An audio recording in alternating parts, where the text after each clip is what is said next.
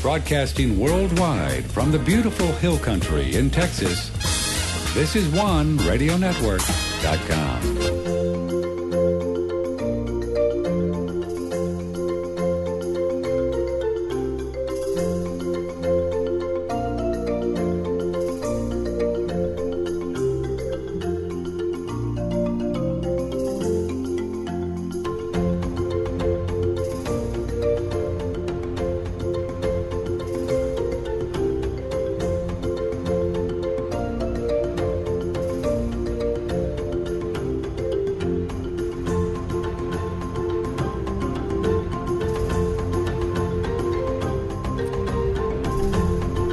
Don't mind me. I'm just trying to get my life together here, which, could take a while, so we better get the show started.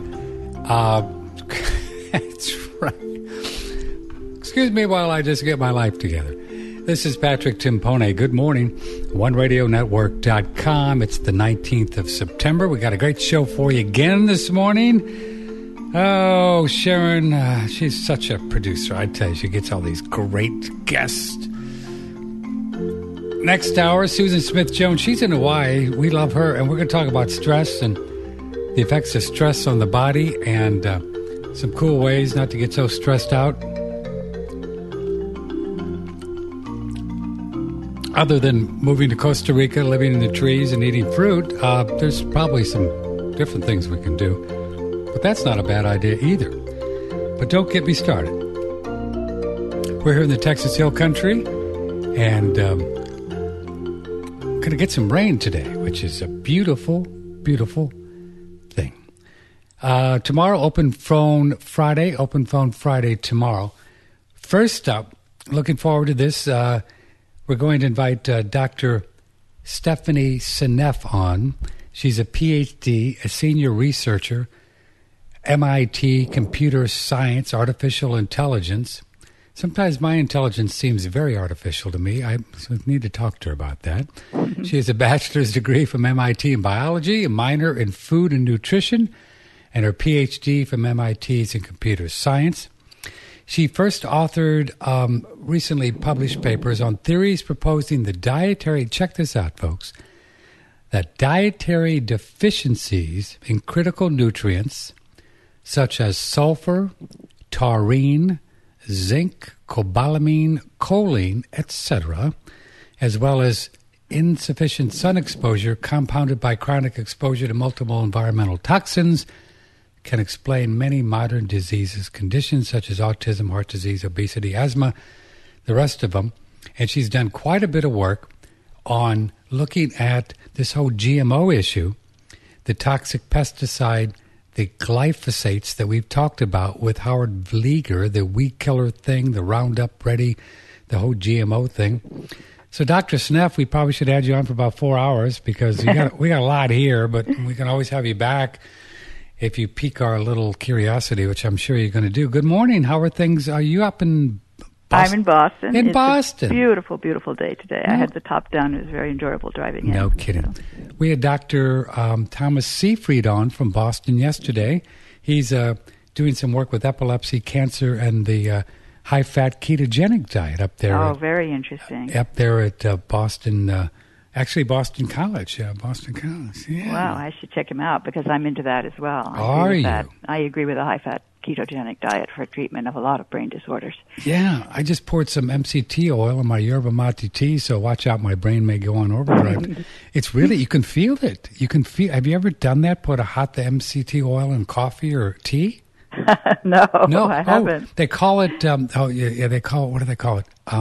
Bulletproof coffee, if you drink coffee. And so you put this fat in the coffee, and somehow it just kind of, us health people, we just do wacky things, Doc. Yeah.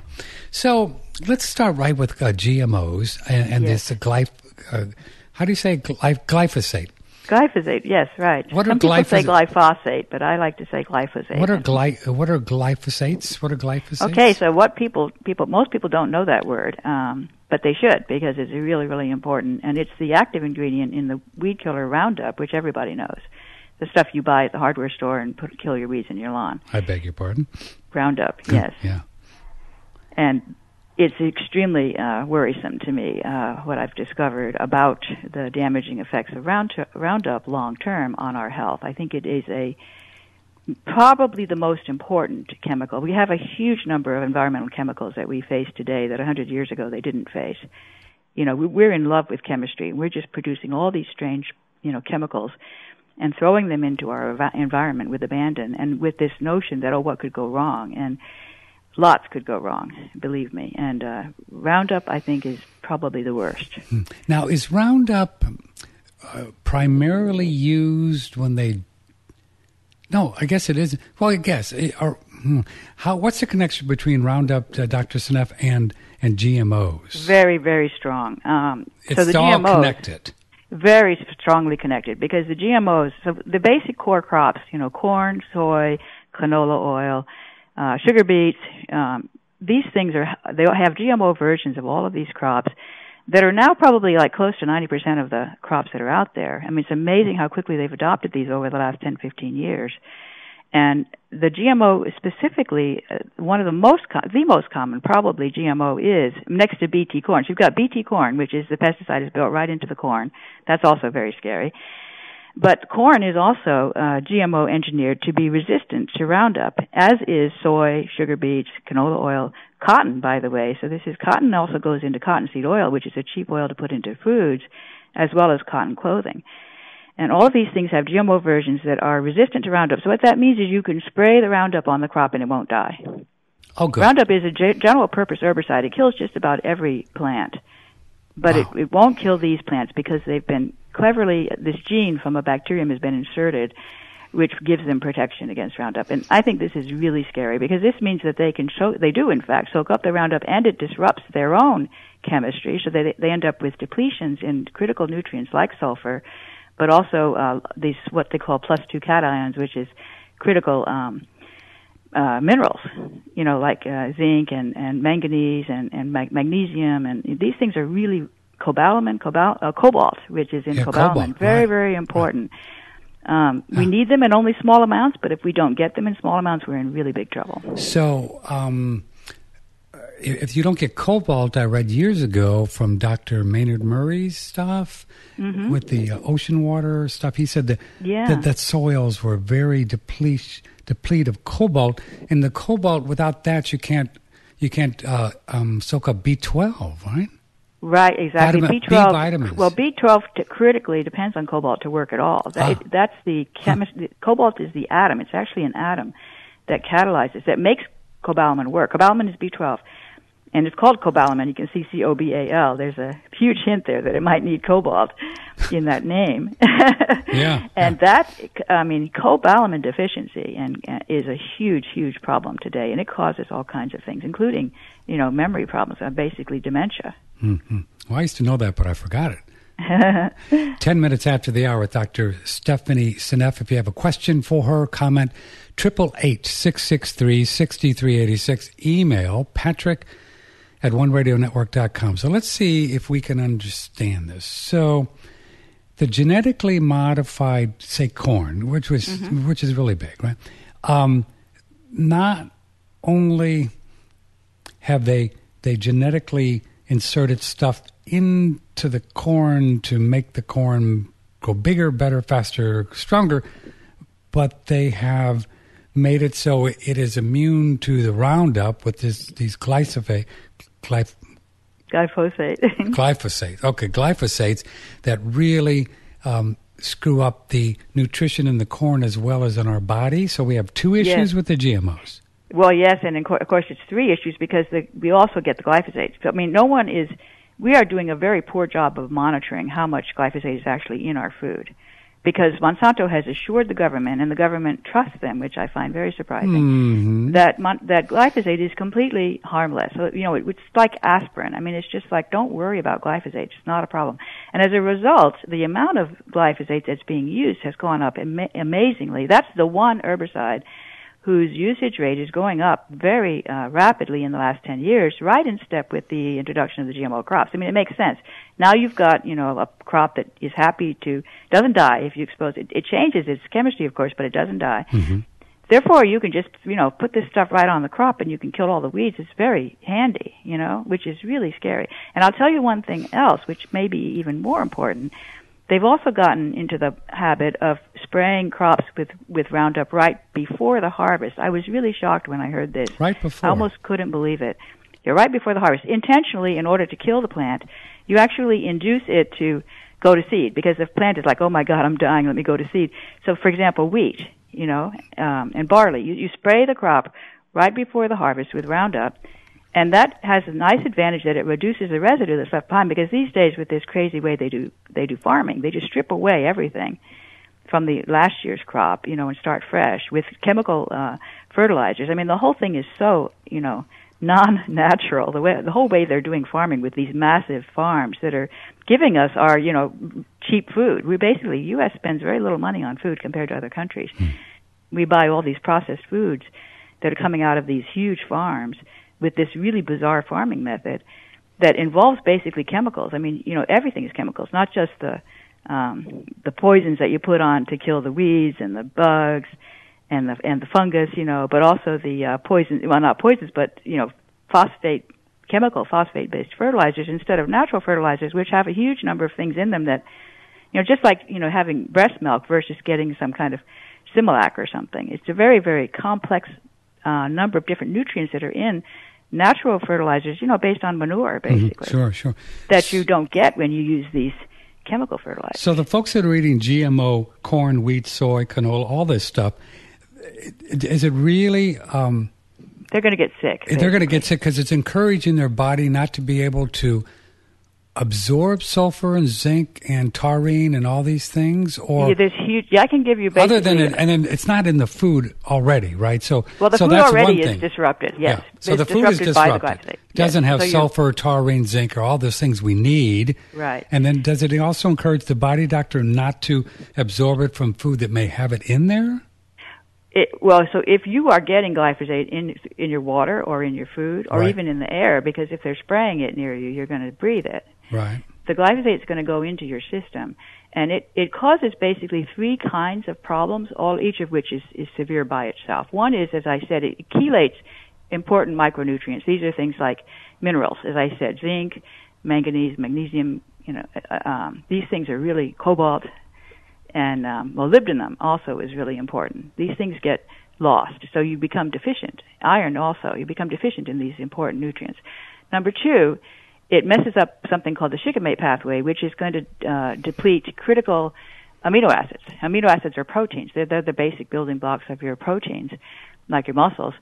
And when you have these amino acids depleted, you end up with actually a depletion in important neurotransmitters like serotonin and dopamine, which are really important to your brain and also to your muscles. And then you have the third thing is it messes up a particular class of enzymes called cytochrome P450 enzymes. You could call them CYP enzymes. We've heard of that, P450, Yeah, those enzymes do so many things. I was amazed when I started looking at how many things they do and how many of those things are disrupted in our today. For example, vitamin D deficiency. We're aware now that, oh my God, everybody has vitamin D deficiency. They were very surprised when they found this out recently. And it disrupts the enzyme that activates vitamin D in the liver. So it seems to me, no one has proven that we have glyphosate in our liver. No one's looking, in fact. But if we do, it would make a lot of sense that it would disrupt vitamin D activation, and we would have vitamin D deficiency. That's just one example. Also, bile acids, which depend totally on these CYP enzymes. And so if you don't make enough bile acids, you can't digest fats. And this might be why fats end up being, a problem, that you can't eat them because they're not getting properly digested. And blood, for example, blood stability, both blood clotting and and hemorrhages depend upon cytochrome P450 enzymes. And then the most important thing, in my view, and this is just a theory that I have, but I really believe it's true, and I've been writing papers on this. It disrupts the ability to make sulfate, and I think that is absolutely one of the most important things. So what I've seen is that sulfate deficiency throughout the body is a characteristic of modern times, and it leads to things like autism, Alzheimer's disease, diabetes, heart disease, disrupted gut, kidney failure, liver problems. All of these things are a result of systemic sulfate deficiency. Glyphosate disrupts both sulfate synthesis and sulfate transport. And we wrote about that. I wrote a paper with Anthony Samsel in the journal Entropy, which if someone wants to go find out more, they could look that up on the web. And it talks about all these things, but especially about the sulfate, which I think is the most critical thing. Why is it the most critical? Well, sulfate is so important to the body. For example, in the blood, if you don't have enough sulfate in your blood, then you'll end up with blood clots and you'll die. I mean, your blood will coagulate. Sulfate is also critical for the brain, for neurotransmission. And sulfate's critical in the gut for the absorption. You get leaky gut if you don't have enough sulfate. The kidneys depend upon sulfate to work at all, so you'll have kidney failure if you don't have enough sulfate in the kidneys. In the joints, if you don't have enough sulfate, you'll end up with arthritis. I mean, all of these things, and heart disease is not enough sulfate in the heart. I mean, all of them can be tied to sulfate deficiency. And we get sulfate deficient how? Well, number one, not getting enough sulfur in our diet. And number two, messing up sulfate synthesis, so the theory that we have, and this is a novel theory, so this is not something that has been proven yet. The research needs to be done, but I do believe it's true. When you get exposure to sunlight in the skin, your body makes sulfate out of hydrogen sulfide gas and also out of other sulfur sources. It can produce sulfate, and that's really, really important because it actually grabs oxygen, it grabs energy, and it grabs negative charge all at the same time. So it's a really beautiful system. Oxygen, energy, and negative charge. Wow. Yeah, and in the sulfate ion. So sulfate is so important to the body, and then it hooks it up with cholesterol and ships it out as cholesterol sulfate. So you also get cholesterol deficiency because the sulfate is needed to transport the cholesterol. And this is why you end up with high cholesterol, because you can't transport the cholesterol with sulfate, so you have to package it up inside these particles called LDL and HDL, which is like everybody's worried about their cholesterol being high. The reason for it is because they're not getting enough sulfate to transport the cholesterol. Wow, you said a mouthful there, Don. Yeah, I could go on and on. Well, I tell you what. Okay, well, stay right there. We've got to take a break. Wow, we may have found a little jewel here, huh? My head's about to explode. I'm going to just get some of the duct tape and wrap it up there, and we're going to do this and be right back. Daniel Vitalis is one of the more popular products, pine pollen and testosterone. We talk about it. How would this be different from getting testosterone shots from a doctor? You know, if we were to get a bioidentical testosterone from a doctor, the problem there is all we'd be getting is testosterone. Sort of like instead of getting caffeine from coffee, which contains a whole suite of nutrients, it'd be like taking the caffeine pill. And none of the other things there are present that help to keep it in balance. So what's so great about a whole food substance that contains testosterone is it doesn't contain just testosterone, but it contains several other androgenic substances and lots of phytosterols, as well as all of the minerals and all of the vitamins and antioxidants that you need to make that testosterone work properly in your metabolism. Pine pollen from Surthrival. Pick which model of pine pollen you like. It's really about dosage and price. It's available for you on OneRadioNetwork.com. Would you like to feel more energy and have a better mood in 60 days or less?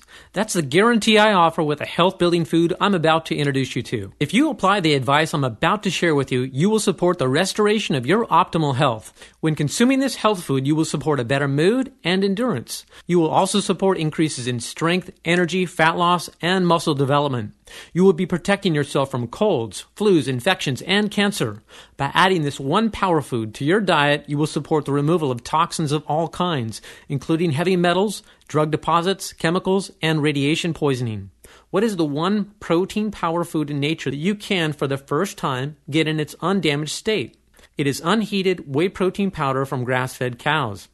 In late 2010, the U.S. market was introduced for the first time to a truly unheated, undamaged whey protein powder called One World Whey. If you'd like to order One World Whey, you can just click and order it right here on OneRadioNetwork.com. That's OneRadioNetwork.com. I don't know if you saw gold and silver yesterday, or if you heard what the Fed said, Mr. Bernanke. It was quite interesting. It was interesting because Andrew Goss predicted the whole thing. It was so fascinating. Andrew's our Wednesday guest, and he buys and sells gold coins for a living, and we recommend buying gold and silver coins from Andrew. and this is a little plug for him.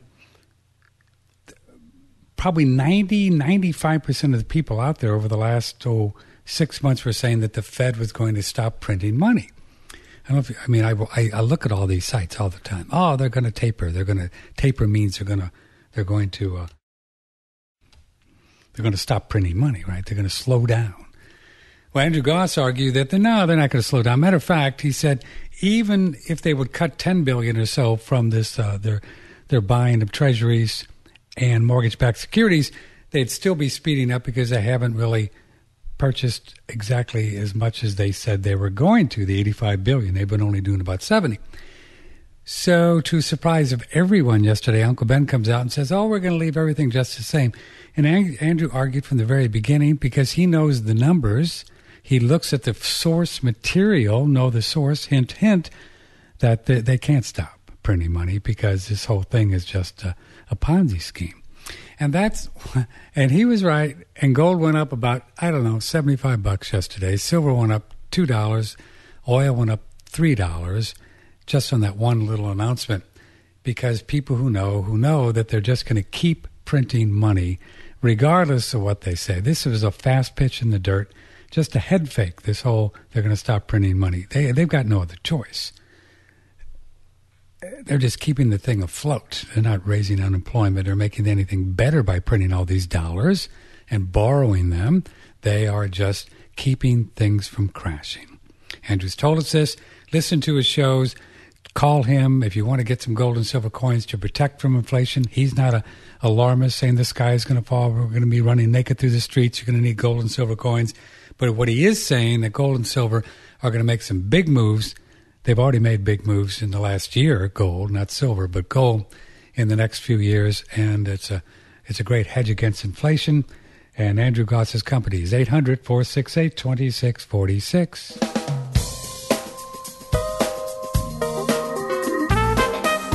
Nothing is more expensive than bad information.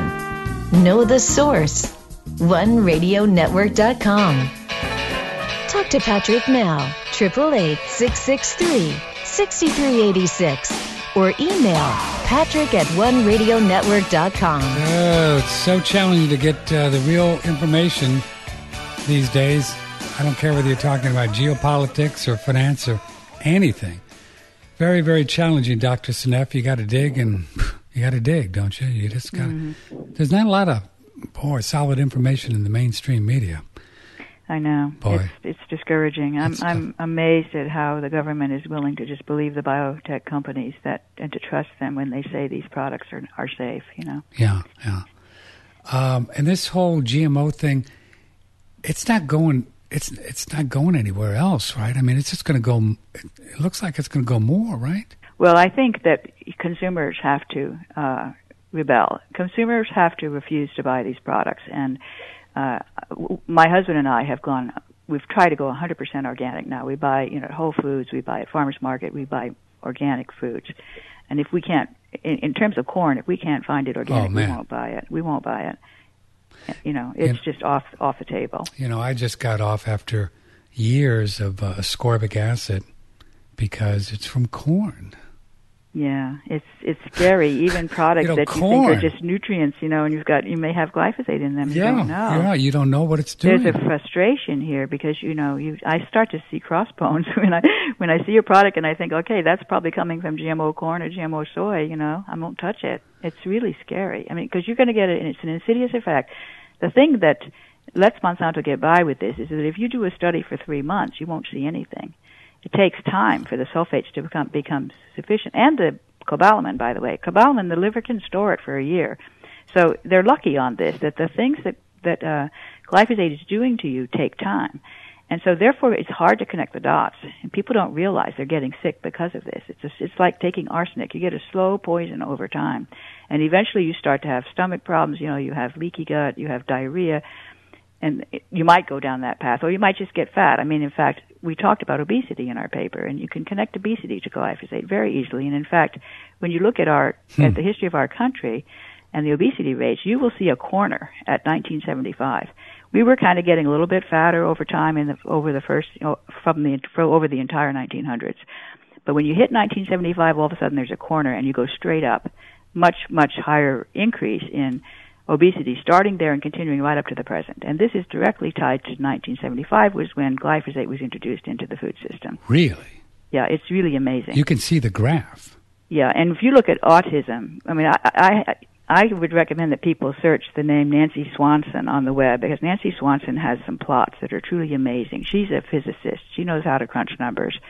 She has a bunch of plots, and they are all really astonishing. They show extremely high correlation between the amount, and you can get this all information on the web from the government, the amount of glyphosate, amount of Roundup used on on the corn and soy. So basically Roundup on corn and soy over time, looking back over the last 10, 20 years, and you plot that against the increasing rate of a bunch of different things, for example, autism, and you get a perfect correlation.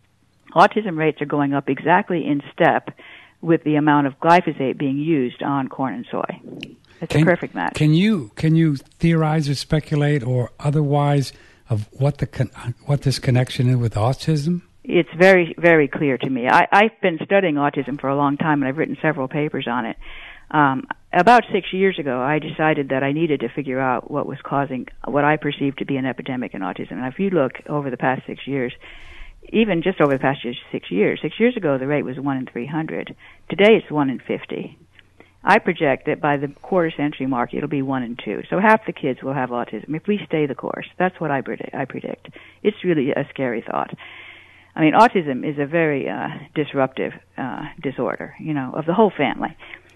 And can you connect the dots for us, Doc? I can tell the whole story, and I have Please written, do. in fact, Please in our paper. Autism is a consequence of sulfate deficiency. Sulfate? Very, very clear to me. Yes. Really? Man. Yes. I mean, that's a key problem with autism, sulfate deficiency in the brain. And in fact, the brain actually modifies it. So it's interesting because there's something called methylation that happens to DNA during development in the fetus. And the autistic brain is hypomethylated. There's not enough methylation of the brain. And the reason for that is because there's not enough source of methyl. And the source of methyl is a very important amino acid called methionine, which is known to be depleted by glyphosate. It's one of those amino acids that's disrupted by glyphosate. But worse than that, the methionine has to be turned into homocysteine and from there into sulfate, because the normal method of producing sulfate from sunlight exposure to the skin is disrupted. And it's disrupted because the glyphosate gets in the way. The glyphosate, that is a P450 enzyme that produces sulfate in the skin. So if you've got glyphosate in your blood, it's going to get into those cells. It's going to disrupt their ability to produce sulfate in the skin upon sunlight exposure, which means somebody else has to come up with that sulfate, and that's going to be methionine. So methionine is going to get depleted. Then you cannot methylate the DNA, and hypomethylation of the DNA in the brain during development causes a huge change in the way the brain develops towards a conservative approach that says, let's just work on the short-distance connections and kind of forget about the long-distance connections because it's too hard to make them. You need too much sulfate. So you have problems with sensory input and with communication skills because these require long-distance connections from the neurons inside the brain to the physical world. You have to get to the eyes, you have to get to the ears, you have to get... My goodness. And those things are hard to do without enough sulfate. So you simply say, let's not do it. How did you figure all this out? It took many years of reading many, many papers. I've been on a mission. I mean, I've been so obsessed, you might use the word obsessed. That's all right. We like obsession. It's good. I mean, once I started realizing, so it was only a year ago, which is hard to believe, that I suddenly woke up and realized that it had to be glyphosate. And it was because I had reached a point where I understood that autism was related to gut dysbiosis. So you have a really big problem with the gut. Many autistic kids have problems with diarrhea, constipation, stomach aches, Sure, yeah. And that's pretty well known at this point. And so I knew they had a problem with the gut, and then I knew that once I could see this problem with the overgrowth, actually, of pathogenic forms, and I didn't even talk about this part yet. They have an insufficient number of beneficial bacteria in the gut and an overgrowth of pathogenic forms. And so this causes a lot of problems. Then they have to have the immune system has to come in, the immune cells come in and start fighting it, and you get all this oxidation damage. And the gut is very closely connected to the brain. So there's a lot of exchange between the gut and the brain that actually then influences brain development as well. So this is definitely part of what happens after they're born. Their brain gets disrupted by the problems that are going on in their gut. And so I knew that, and I also knew about the sulfate deficiency. Rosemary Waring talked about sulfate deficiency in 1990. This has been known for a long time as a problem with autism. They have only 1/3 of the level of free sulfate in the blood as their normal controls. Rosemary Waring? Rosemary Waring, yes. She's been talking about this forever, about sulfate deficiency and autism. And other people have written about the general problem with sulfur metabolism, insufficient methionine, and all of these things that I'm seeing. So I knew both of these things going into September last year, and that was when I heard a 2-hour talk by Don Huber. Don Huber is a hero. Mm-hmm. He's an absolute hero. And he's been tirelessly campaigning about the fact that glyphosate is far more dangerous than we realize, the same message that I'm now giving.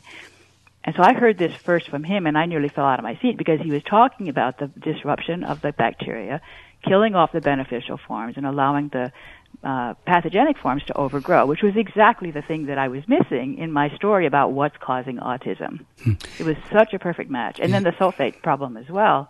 It's very clear. And then you see the correlations when you look at Nancy Swanson's data. You've got perfect. 0.99 is the Pearson correlation coefficient between the amount of Roundup used on corn and soy and the autism rates as computed in the American educational system in the school system. It's a perfect match. You never see correlation coefficients that are that good. Dr. Stephanie Seneff, who's a PhD up at MIT, artificial intelligence. She has a you had a minor, right, in nutrition. Mm-hmm. Minor in nutrition, major in biology. Major in biology, yeah. 888-663-6386. Email Patrick at oneradionetwork.com. So you have connected the so I guess that's why the people that are doing good work in the autism community, the GAPS people and those folks, yes, GAPS is perfect. They get down and they start working on the gut, and that's why they're not getting to the cause necessarily, but at least they're figuring out that this gut is all tied in with the whole sulfur thing and right. I mean, the GAPS is interesting because that program is it works pretty well. Yeah, but you need to do it with an organic diet. Yeah, you got to have organic. You will make huge progress. But of course, by eliminating carbs, which is a huge part of the you eliminate these sort of empty carbs like potato and rice and soy and well, maybe not soy. I guess that's not the carbs, but sorry, but the corn, and the breads. The breads are important because I think the breads, because of this business of spraying glyphosate on the crop right before the harvest, which by the way is a relatively new thing as well. We're getting, I think, a lot more exposure in wheat. And I think that's causing the wheat gluten intolerance that's also epidemic right now. I think that's directly caused by glyphosate. And how long ago did they start doing the spraying right before harvest? Well, I think it's something they were researching like in the late 1990s. I believe that would be the schedule. But it's become, Monsanto has been encouraging people to do this. And it seems like it's a big win to them because they're basically killing off the crop, reducing the amount of residue they have to clear. They're also, by the way, able to then get a head start on next year's weeds because they've already, instead of having to wait till after you harvest the crop, you just put the weed poisoning on first before the harvest, and now you've got a head start on next year's crop, Here's an email from Delicia. Want to do a few emails, Doc? Sure. Okay, yeah, Delicia, sure. Delcia. I'm looking for ways to reduce the free radical production. I've heard that organic sulfur or MSM is very good for this, but only works at the intracellular level. The people that promote this sulfur that's been on Patrick's show say that it works within the cell. I wonder if you could comment. That's hard. I do know about methylsulfonomethane, also called dimethyl sulfoxide. That's the same thing, by the way. People are confused about those two. And a lot of people have said that those are useful. They've also been using this to treat autism. And so it is a source of sulfur that's in a form that I suspect can be turned into sulfate, but I have not been able to find the actual chemistry of how that works. So I can't be specific about how it works. You don't know for sure. But it's definitely, it's tricky to get sulfur, and I think people are probably finding that out because of the problem of being able to transport sulfate. Sulfate has really special properties, which is what makes it so important to biology. And this gets into the whole issue of water, and I really would like to say a little bit about water because everyone knows that water is essential for life. That's easy, right? But not enough people think about why is that? Why is water so important to life? And it's not just that it's the medium in which things happen. Water plays a very, very active role in biology, in actual chemical reactions. Water is really, really important, and you need to have the water properly buffered with the appropriate ions. And there's a huge literature on water that's mostly about biophysics rather than about actually just the physics of water, not the biology. And so biochemists are not really aware of this literature. And in studying how life works, biochemists are missing out on a hugely important part of the story, which is the water. And sulfates are what make the water work the way it should work.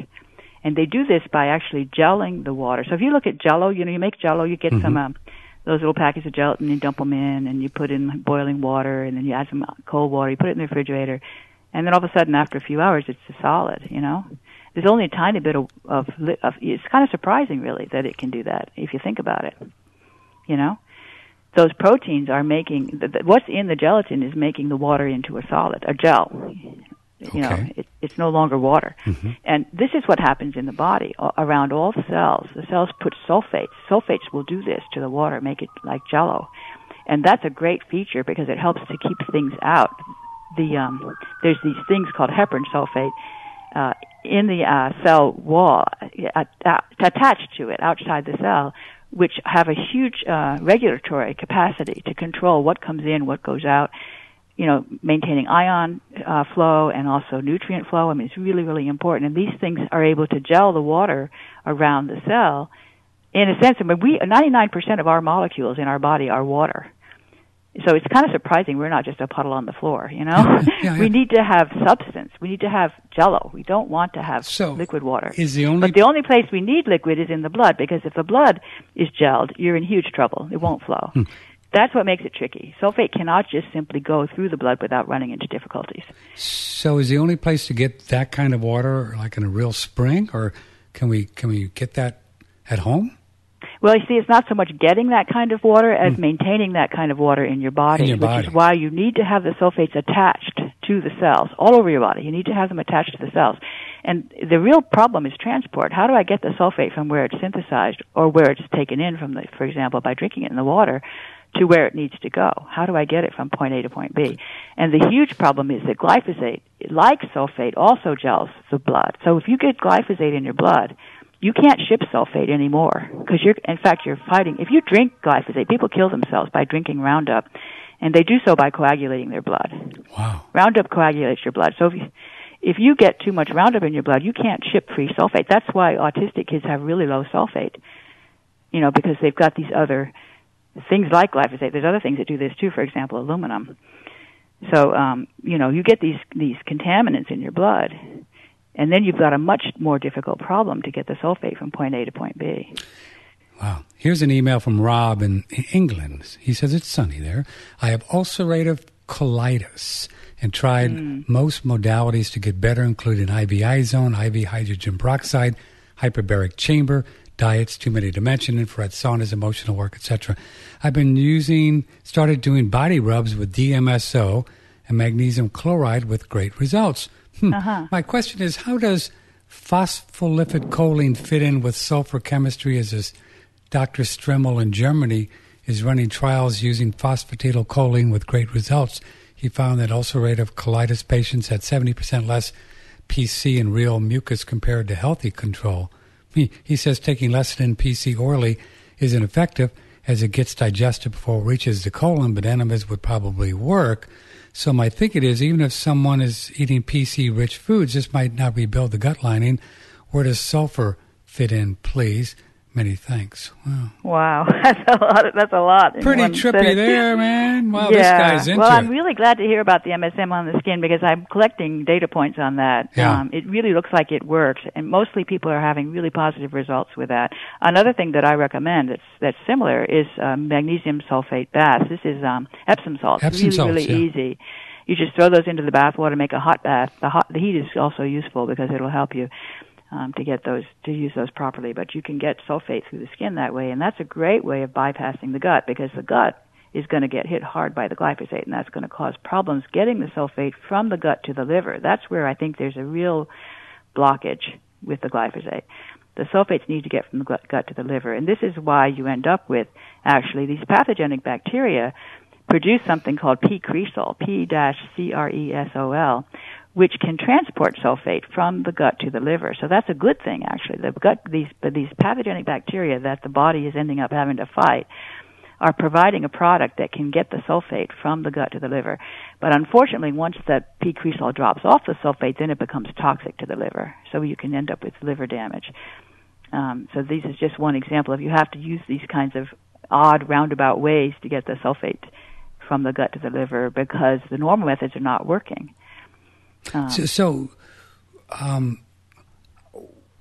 So I didn't really answer his question. Let's see, there was phosphatidylcholine. Phosphatidylcholine, yeah. That's what he was really looking at. I mean, that's an interesting molecule, and there's a lot I could say, but I think it's going to be too technical. I'm working on that one. I'm trying to figure that one out.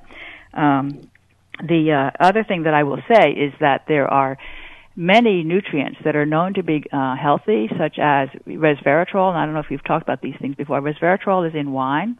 Yeah. And then you have curcumin, which is in curry powder. In India, they have this, rumor that maybe the Indian people have lower Alzheimer's because they eat lots of curry powder.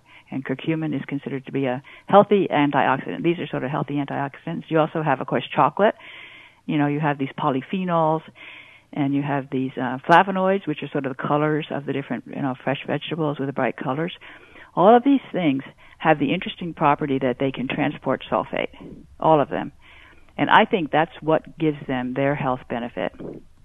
This is something that people have just simply, it's a blind spot really in the biochemistry research that they're not noticing this. Because when you start looking, you realize how important all these things are to getting sulfate from point A to point B. Getting sulfate Same thing with cholesterol sulfate I mentioned, vitamin D sulfate, and vitamin C sulfate. All of those can be sulfated. And they are sulfated in transport in the body. So, Clinton, Iowa, Mark in Clinton, Iowa says, so I'm confused. The people that are promoting the organic sulfur, some of them are claiming that this sulfur does what you're saying with the sulfates. Do you know if that's true? I think it probably is. Like I said, I haven't been able to find the actual equation that goes from them to sulfate, but they have sulfoxide, which is halfway there. Sulfoxide is SO. So they have a sulfoxide surrounded by methyl groups, which is quite interesting. It's an interesting molecule. Frustratingly, I have not been able to find the chemistry to how really it make actually, the dots, but you suspect it could but be. I think it must become sulfated. It must be able to be converted into sulfate. It's not something that you find I haven't found it in literature. If somebody does, please tell me because I would love to see that. Well, I tell you, I don't know. We've been just taking the organic sulfur. I think it's only been 3 weeks now, and I feel this stuff. I don't know what it is. You know what I mean? I keep saying that on the air. I said I don't know what's going on, but I feel a lot better just taking. That's really neat. Just taking 2 teaspoons of this sulfur. That's it. That's pretty amazing. Yeah, you should try it, Doc. Right. Get you on that, man. Yeah. So, but you've not found. You suspected it probably is, but you have not found the chemistry to really, because you're a real scientist. You want to see. I want to see the chemistry. I mean, I know chemistry. how you can get from homocysteine, for example, to sulfate, and I know how you can get from cysteine to sulfate. But I don't know how you can get from methylsulfonylmethane to sulfate. I do know, by the way, that there are these sulfur in garlic and onions, and also in cruciferous vegetables, and that's also. It's what's called sulfane sulfur, and that's I know that can be turned into sulfate by the red blood cells. Do you think that? I think I read somewhere on this whole sulfur thing that way back, even before the GMO stuff, when they start using just chemical fertilizers, maybe in the 40s and 50s, that began to mess up the whole sulfur uptake of the plants and thus in the body. Is that true? I suspect that's true. I mean, there was DDT. Think so? I think DDT was very damaging during that period of time, until they finally got it banned. Glyphosate is today's DDT. That's the way I see it. Oh, okay. It's the same thing. It's just amazing that history's repeating itself, because here we are with, back in the 50s, they thought DDT was great, and they were spraying that over the kids. They had no sense of the danger of exposure. And now we have the same thing with glyphosate. People buy Roundup, and they put it on their lawn. They got their kids playing there. I mean, they don't have sense to realize this stuff is dangerous. Yeah. So people need to go organic. I mean, the way we can fight this is by refusing to buy the food. People have got to start. My husband and I are not, as I said, my husband has type 2 diabetes, and he's got heart disease, and he has had terrific results. He is doing so much better now than he was 6 years ago because of this, healthy living. It's amazing. He's getting younger rather than older. Just what else is he doing besides organic? He exercises regularly. Yeah. He works out every day. So he gets lots of sun. Lots of sun is really important. And he eats lots of sulfur-containing foods, as well as the antioxidant foods that I mentioned, all these things that can transport sulfur. And he also eats high-fat, high-cholesterol diet. Yeah, boy, that's us, man. Moving towards We're all ketogenic. Over. We could do a whole show on what you said at the beginning about the whole cholesterol, LDL thing, and the sulfates and how that all works. I mean, it's all really fascinating. I would love to understand that, what you said, 45 minutes ago. We could do a whole show on that, just on that. Because the whole, as you know, the whole cholesterol thing, Doc, is just crazy. And the it's like, I don't know, $10 billion of statins or something. It's terrible. I don't know if you know that, but statins is another topic that I am very into, and I'm very much against. I am very much against statin drugs. I think that we are going to, just like Roundup, it's going to turn out to be, we're going to finally realize that the statin drugs are a huge disaster. This is my belief. So I got to do one quick break, but before that, I don't understand how here you are at a mainstream, I don't know, mainstream, but kind of, you guys are well connected, MIT, with the boys, right? The corporations and all that. I know. How are you getting how away am I getting by with it? How are you getting by with what you're doing here? I'm surprised. I am. So far, I have actually been pretty well protected. Monsanto has gone after my work. I can't imagine. Criticism of the paper that Anthony and I wrote on Roundup. Yeah. Okay, let's do just a quick break, and then I got a few more questions before we let you go. Hold on. Would you like to feel more energy and have a better mood in 60 days or less? That's the guarantee I offer with a health-building food I'm about to introduce you to. If you apply the advice I'm about to share with you, you will support the restoration of your optimal health. When consuming this health food, you will support a better mood and endurance. You will also support increases in strength, energy, fat loss, and muscle development. You will be protecting yourself from colds, flus, infections, and cancer. By adding this one power food to your diet, you will support the removal of toxins of all kinds, including heavy metals, drug deposits, chemicals, and radiation poisoning. What is the one protein power food in nature that you can, for the first time, get in its undamaged state? It is unheated whey protein powder from grass-fed cows. In late 2010, the U.S. market was introduced for the first time to a truly unheated, undamaged whey protein powder called One World Whey. If you'd like to order One World Whey, you can just click and order it right here on OneRadioNetwork.com. That's OneRadioNetwork.com. One of the all-time ever superfoods on the planet that got put there millions of years ago, I don't know about that, I just made that part up, is aloe. And Clive Bursky, who lives in South Africa, he found sources for this aloe ferox plant. And these guys live to like 100 years. They're huge. And they concentrated into aloe ferox leaf powder, aloe ferox bitter extract powder, very strong, very bitter. You don't want to just eat a teaspoon of this. You will be bitter for probably 24 hours. Very, very strong. Very concentrated. I put them in a 00 cap. Some of the powder and some of the extract. I suspect that you could take this ongoing for a long time. You would talk about repairing the gut and things like that, like Dr. Seneff's talking about. I'm just making this up, but I suspect that aloe, you can read about aloe and how it affects the gut and helps to heal the gut. The palm of Christ idea, the whole Edgar Casey and it's all there. It's a beautiful thing. Oh, I'm sorry. I just got a brain disconnect. The palm of Christ, that is all castor oil thing. It's not aloe. Okay. But anyway, aloe is amazing for the gut. Didn't want to throw you a curveball there. Check it out, and you can click and order right on the front page of OneRadioNetwork.com, and you can see the ad there, and you get a discount, 10% discount when you use the promo code OneRadio try this powder and see if you just don't like it as much as we do. We are listener supported. One Radio Network. Talk to Patrick now. 888-663-6386 or email patrick@oneradionetwork.com. With Dr. Stephanie Seneff up at MIT, she's doing a lot of great research. We'll definitely have her back on again. My name is Patrick Timpone. So I don't even want to ask this question, but it's spooky, but I'm going to ask it anyway. Do some people suggest that a lot of this GMO stuff is being spread just through the winds, even to the organic? Once again, I won't get too dark here, but... no, I know. I mean, for example, I think it's going to become impossible to grow organic corn and organic soy. So we're going to maybe have to do it at home? Canola. Yes. It's starting to look like you may have to just grow your own garden in order to control what you eat, because it's very difficult to be confident that what you're buying is a good product. Certainly buying organic is better than not doing it. I mean, you have to believe that if they put the organic label on it, it's got to be better. Yeah.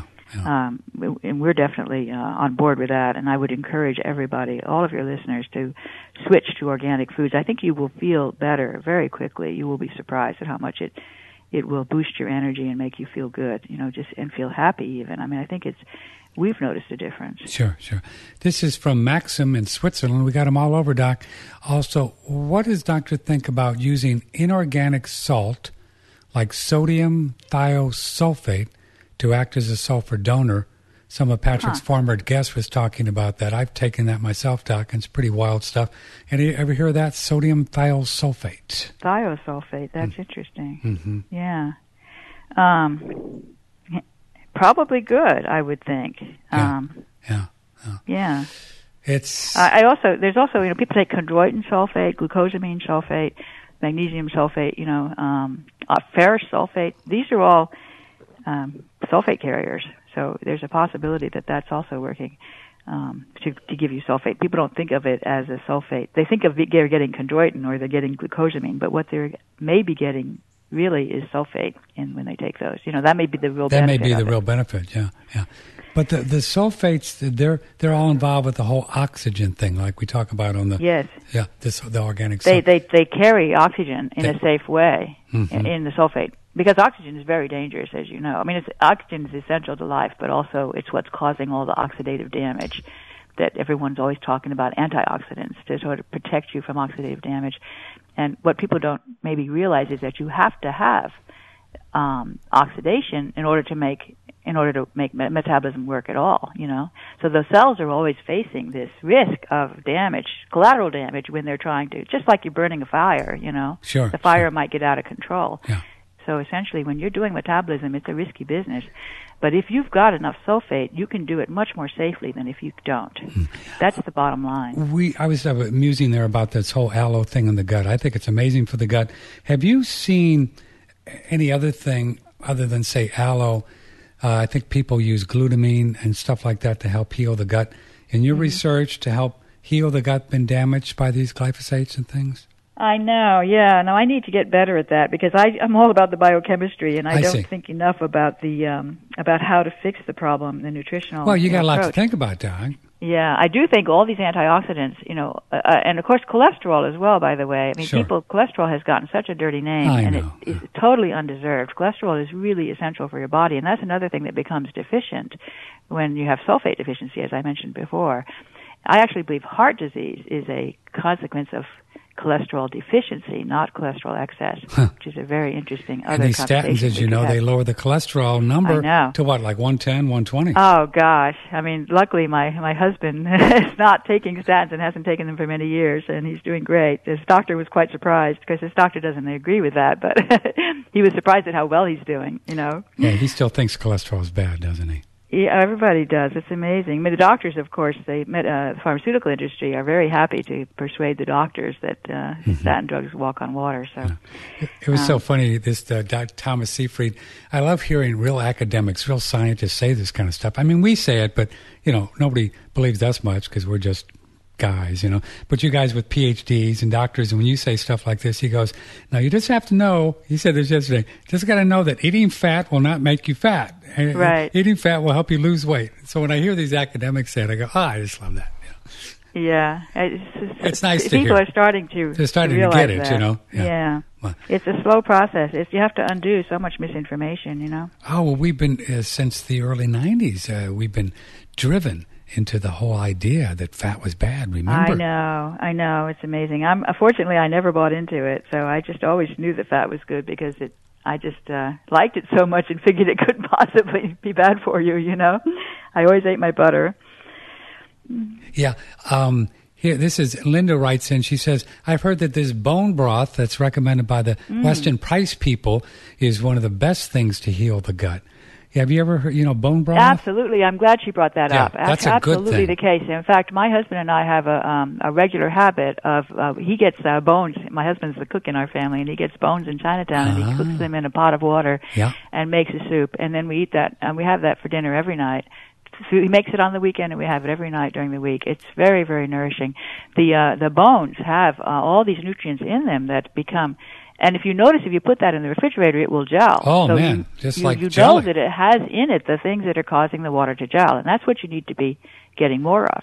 Things so that make the water gel. Yeah, that's why, the Chinese eat pig's feet, and then they have shark's fin, which is killing off all the sharks. Shark's fin soup is a delicacy in Chinese cuisine. Is that like shark's a sulfate fin has thing? Tons of this stuff, It's the things that make the water gel that are good for you. And this is why gelatinous materials like the pig's feet, and chicken feet. These are things that the Chinese know how to know about. But Americans don't touch them, Yeah, we've talked about a product called Great Lakes Gelatin, and we really like that. This feels something good. I wonder if that's similar. It's just gelatin. It probably is. But it's just it's real clean. It's just from Mook House. Right. One final thing before we go. Well, the last show we did with Howard Vlieger, Howard? I do. And this lady in Australia, and they had this whole science and that the pigs that are eating the GMO corn, they're getting screwed up too. Right, and they're getting gut problems. That's what I mean. They're getting gut very, problems. Very clearly, inflamed gut, which is the same thing we're getting for the same reason. So it's the same thing. Yes.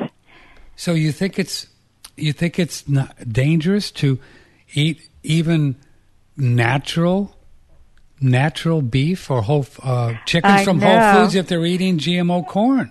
Oh, absolutely. I mean, now we're eating grass-fed beef. I mean, we keep raising the bar. It's like my husband and I think, oh my God, we have. All of a sudden, you wake up and realize that's going to be a problem too. And of course, if they're eating all this glyphosate, it's going to get into their body, into their tissues. I think you've got to do it, right? Oh, it's terrible. I mean, you get really paranoid after a while. Sort of afraid to eat anything, but I think it's just reasonable. I mean, now if I give my dogs chicken, I've got to do organic because even if it's natural, you don't know what they've been feeding them. I think. Or the eggs too, right? You could probably study animals, even pets, and find that there's a lot of things going on with them that have to do with the food that they're eating because they probably are also getting probably more exposure than we are because people have less restrictions about animal foods. There's fewer limits on how much can go in, Oh, God. You know what they're putting in those animal foods. Oh, gosh. Oh, my God. Oh, well. On that happy note. Yeah, on that happy note. Well, so what are you really spending your time on like today, tomorrow, the next day? I mean, what are you really focusing on now? Oh, yes. Well, I'm continuing to read to try to understand more because I still have pockets of things to figure out. I'm really trying to do I have a grand project of trying to figure out what's causing all these conditions that we are facing. And I've been writing papers. I've been collaborating with lots of people, writing one Just paper connecting after the dots. Just connecting the dots. Yeah, so basically I spend my time, luckily I can get by with this at the position I am at this point in my life. Doing research. I spend most of my time reading papers and writing papers. So I'm basically writing review articles that are trying to synthesize the story of what's going on in biology as a direct consequence of environmental toxicants. And that, of course, glyphosate is a huge one, and then there's a bunch of other ones too, like aluminum is another one that I'm very worried about. Uh-huh. So here's an email. Where does the sulfur come from? We cannot make sulfur with any sulfate. Biology is one way. A cycle sulfur, sulfur never enters the gut, never absorbed. Did you make any sense out of that? That's hard to make sense out of. I mean, sulfur has I'm working. One of the things I'm working on is something I call the sulfur cycle, where sulfur goes from sulfate to sulfide and back again, over and over again. And that's a whole system that can actually soak up energy from the sun and make use of that energy in the body. So basically, we are like plants, that we can make use of the sun's energy just as plants can through the sulfate molecule. We hold the energy of the sun in the sulfate molecule, and then we let go of it through that cycle of going back to sulfide. But is the basic reason, if we don't have the sulfates you've been talking about, that we don't get the sulfur in? Yeah, well, the sulfate is a way to hold sulfur. Sulfate is a way of storing both sulfur and oxygen and negative charge, all of which are important, and energy, actually. 4 things: sulfur, oxygen, negative charge, and energy. All of them are getting stored in sulfate. So very, very important as a mechanism to retain these important things, proper nutrients, but of course energy and negative charge are kind of nebulous words. But yeah. Okay, so very, very important. Sulfate is so amazing, and you can just dig into the literature on sulfate, and read everything you can find on sulfate. You'll see what I mean. If anyone wants to try to do that, and it is really beneficial to get some. Now we've heard that there are some Epsom salts that are like good ones and some that are yucky ones. Is that true? Oh, wow. I haven't done the proper research. It probably is, like everything else, like right? Everything else, there might be good ones. Of course, they have sulfur hot springs in various places, which are really fun, because that's going to be a rich mix of God knows what, but certainly sulfur. And I think those are very therapeutic in general. If you have sulfur hot springs nearby, please use them. They'll be useful for you. Here's a final question. As a woman scientist, I would love to hear her thoughts on how to handle hormones, hot flashes, things like that. Do you have any ideas, experience? Wow. Well, I do think that getting enough sulfur and getting enough sunlight will help those. Really? Help you to nurture your hormonal system and prevent hot flashes. SS, sulfur sunlight, unlike the SS in the old days. I know. Yeah, sulfur sunlight. Sulfur sunlight, that's the thing. So those are 2 things I really believe in. Sunlight exposure to the eyes, by the way, as well as to the skin. Yeah. Very, very important. The pineal gland sits behind the eyes, and I believe that it makes sulfate upon sun exposure to the eyes, and that's really important to the brain.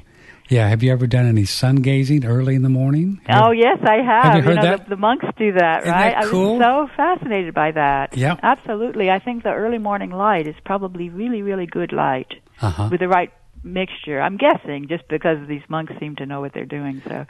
Yeah. The sun gazing people at the sun in the morning, but not during the day because it can hurt your eyes. Oh, totally. Oh, absolutely. No, don't ever look at the bright sun I think it's like what is it? A half an hour right after sunrise and half an hour before sunrise. Yeah. Interesting that or sun before gazing. Sunset, right? Is it? Well, we try it all around here. Yeah. So half an hour before sunset as well. Yeah. That you get that sun. I love the look of the lighting at that time of day. I feel it's so beautiful. So you think it actually does the whole sulfate thing in the body? I suspect that it has a really perfect blend of the different frequencies, because that's what's critical, because as far as I've figured out from the sulfate synthesis in the skin, needs actually infrared, visible light, and UV. All 3 of those are used in different ways to make the sulfate. So it's really, really depends upon the full spectrum light. Do you think, you've mentioned a lot about vitamin D, do you think then that taking the vitamin D from a good source, and God knows what that is these days, is reasonable, recommended, and works? I prefer getting your vitamin D from sunlight exposure, because I think sunlight exposure to the skin is about much more than just vitamin D, because your skin makes cholesterol sulfate. First of all, it makes sulfate, which is, of course, huge. And then it makes vitamin D sulfate and cholesterol sulfate upon exposure to sunlight. And so the cholesterol sulfate, I believe, is more important than the vitamin D. And why do we like cholesterol sulfate?